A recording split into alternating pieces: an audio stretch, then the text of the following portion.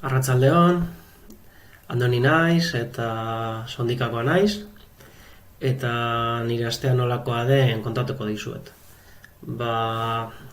Goizetan Lemoan egiten dut lan, Lemoara 23 kilometro daude, eta autoz joaten naiz.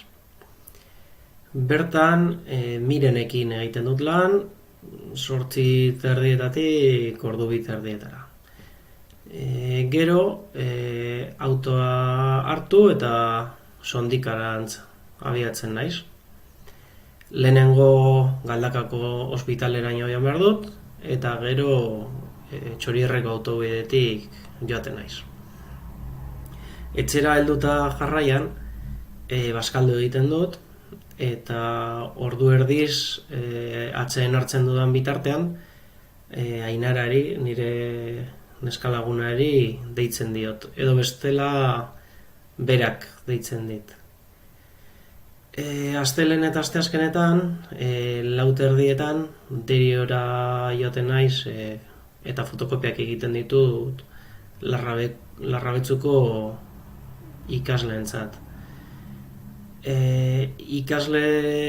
Irakasle bat egoten da Derion, eta beti galdetzen dit txantxetan, baina norako behar dituzu horren beste fotokopia?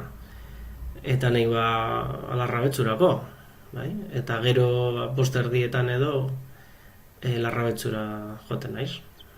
Eta han ikasleek astelenean idazlan bat ematen badidate, astelenerako zuzendu ohi dut.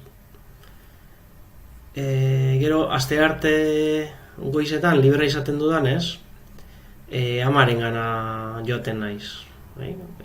Gurasoen etxean hortua daukagu, eta gurasoei lagundu egiten diet. Soloko edo hortuko lanak nola egin, amamarengandik ikasi nuen. Eta bueno. Hala ere, aurten ez omen dugu usta handirik batuko, hori dio telebistak, baina nik esperantza dut eguraldiarengan. Eta bueno, besterik ez, egongo gara beste batean. Agur!